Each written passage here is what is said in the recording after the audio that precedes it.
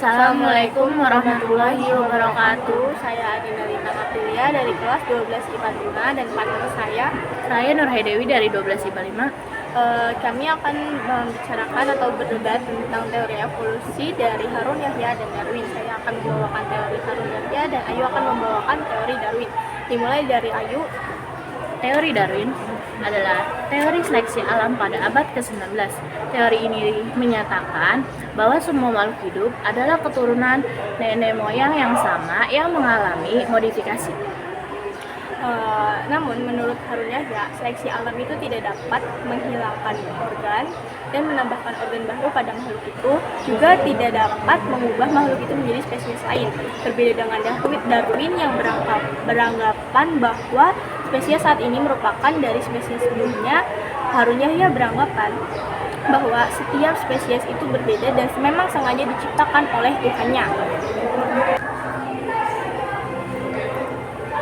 Teori ini dirangkum dalam bukunya, yaitu On the Origin of Species pada 1859, yang berpendapat organisme berevolusi dari generasi ke generasi melalui pewarisan ciri fisik atau perilaku.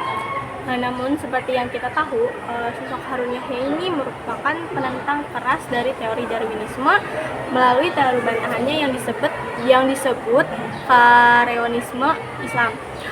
Dalam teori tersebut Harun Yahya menjelaskan bahwa teori Darwinisme merupakan paham yang keliru dan menjauhkan manusia dari Tuhan. Harun Yahya juga menjelaskan bahwa teori Darwinisme merupakan kebohongan yang didasari atas paham anti agama. Para makhluk hidup yang mati akan meninggalkan jejak berupa fosil-fosil.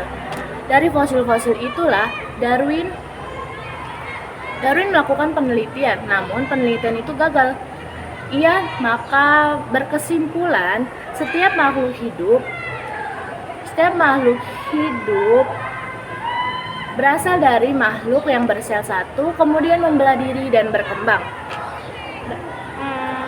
Namun, menurut Harun Yahya, fungsi fosil bukanlah sebagai penghubung makhluk hidup dengan nenek moyangnya, melainkan untuk menentukan taksonomi makhluk hidup, juga untuk menentukan jejak evolusi nenek moyangnya. Dalam bukunya Keruntuhan Teori Evolusi, Harun Yahya menyebutkan bahwa manusia, kera, dan mamalia merupakan makhluk yang berbeda yang diciptakan secara terpisah. Contohnya adalah penemuan paleontropolog, yaitu manusia Piltdown yang ditemukan oleh Charles Dawson pada tahun 1912, bahwa fosil itu itu merupakan manipulasi dari dua fosil yang berbeda, yaitu fosil manusia dan fosil kera. Proses mutasi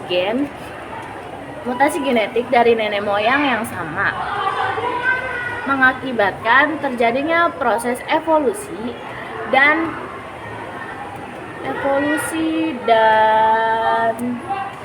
munculnya berbagai spesies baru. Darwin membayangkan evolusi manusia seperti pohon. Batang pohon yang tunggal dan akarnya merupakan nenek moyang makhluk hidup.